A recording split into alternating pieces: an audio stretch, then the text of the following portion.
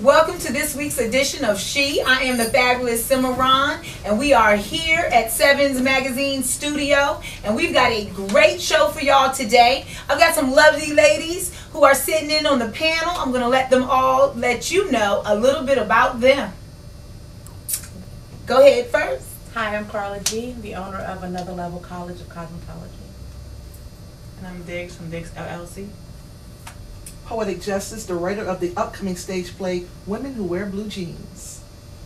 Latoya Corbin, president of Paragon Publishing and Seven Magazine. And I'm Kelly Holloway, just a graduating student, and I live out in North Virginia. Awesome. Well, today, if you don't know what She is all about, she is adventurous. She is not ready. That's okay. That's okay. She is Candid Conversation, where we talk about politics, entertainment, relationships, anything that has to do with the urban communities, and we are giving you the urban viewpoint because you're going to hear it here first. So you know what? If y'all ladies are all ready to give us one descriptive adjective of what she represents in each and every one of you, they're ready to hear it. So let's start again. Hey, we'll start with Carla G. She is Favored by God. Ow. Wow, I like that one too. I'm powerful. She is resilient.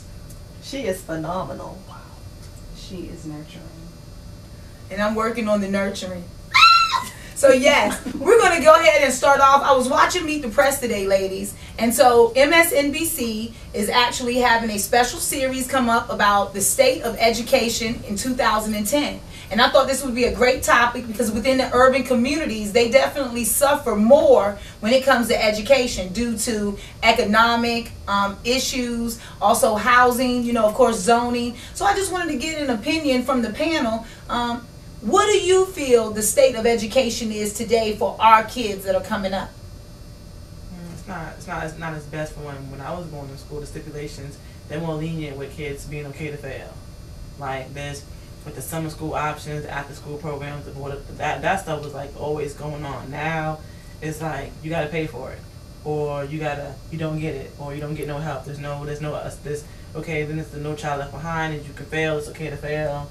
Like that's kind of like not cool because you setting your children up like their standards are no longer high. So right. They're like, okay, well, be mediocre and you'll just be mediocre, and then you'll work at McDonald's and eventually you might be a manager and flip the fries and all that other crazy. Well, I know the Secretary of Education along with Michelle Rhee. Have y'all heard of Michelle Rhee? Yes. She's the Chancellor of Education in D.C.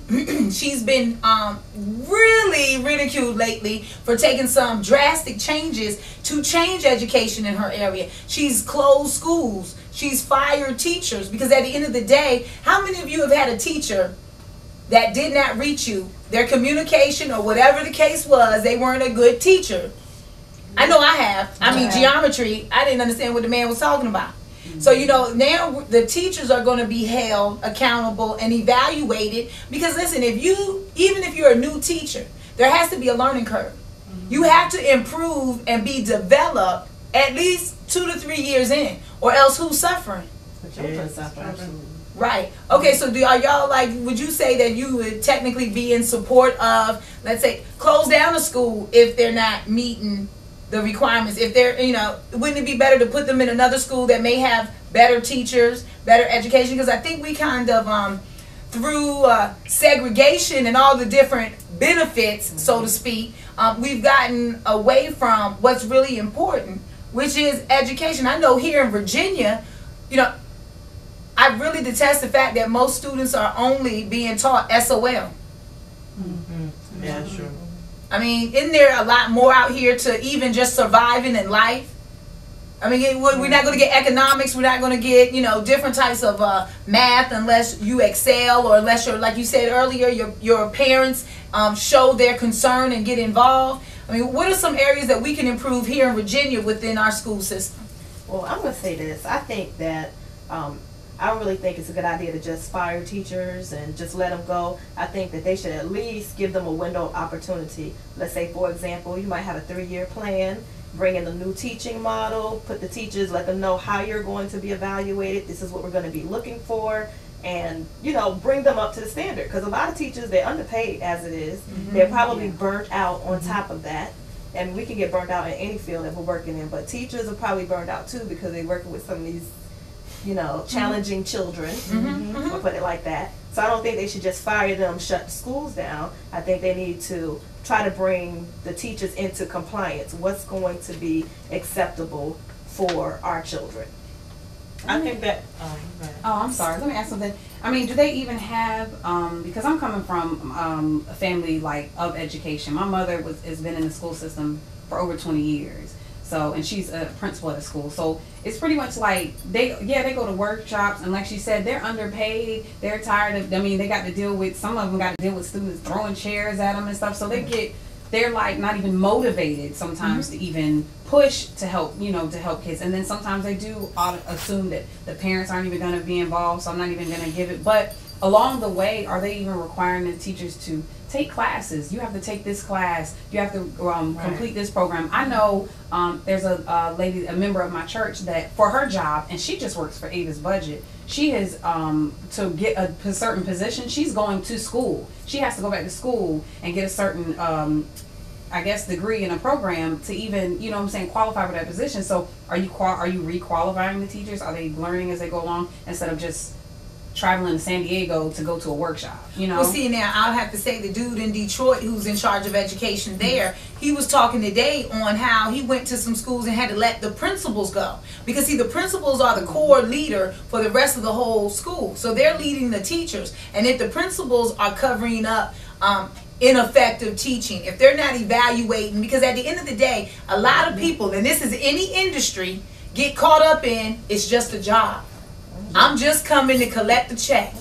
Okay, so therefore it is on the principal to have a higher standard and actually get in here and start evaluating them. And that's what we're talking about, because they also had a lady who was in charge of the teachers, like association, their union, so to speak. And she was saying, you know, she agreed with you, Toya, that just to fire them wasn't going to be enough. You know, you should be able to at least evaluate them and give them the necessary training that they need. However, I think if you let a few rotten apples go, you will get the rest of them to pay attention to them. Yeah, I do agree. I want to say return on investment. That's with anything, ROI.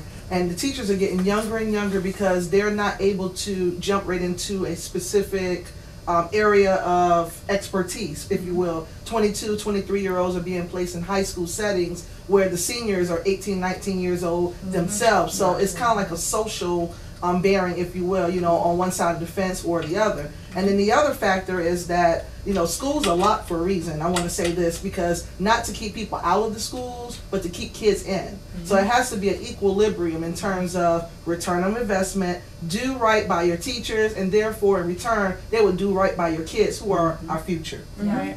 I think that a lot of issues, it comes down to money, which is unfortunate, because the moment you come strictly about money, then you lose focus on what the goals is anyway. Yeah. Because once upon a time, teachers were some of the highest paid people that were in, like that, you know. I know a lot of people when I was growing up in New York, a lot of people, I'm going to be a teacher because they make a certain amount of money, got the summers off. Some people got them jobs for them perks just alone, you know, so on and so forth. But the economy is changing.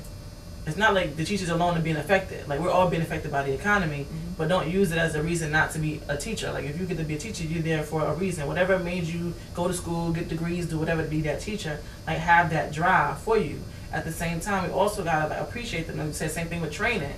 Like, when you work at whatever, and I worked at Virginia Pilot, like, randomly every couple of months, we did, like, in training, we did incentives to keep us up to date, because the kids that we have now, they're not teaching these teachers to deal with these kids that we have now, these aggressive, angry kids. These kids are angry because their parents are not, they're not there, they don't know. And once upon a time, you used to be able to go to your school and talk to your teacher, and he or she used to really, like, help you to do whatever. And now it's like, F my teacher, F this. Guidance counselor, the guidance counselors talk to you, but they don't contact your parents and tell you that you went to them in the first place. They don't find them avenues to help you. You know what I'm saying? So the kids are getting discouraged. In turn, they become aggressive. They don't care. Then the teachers are like, well, F them, or F me, and then they're worried about the money, and everybody's, and the only ones that's hurt is the kids, because when the kids are not, they sense when we don't care. Yeah. Right. And you know what?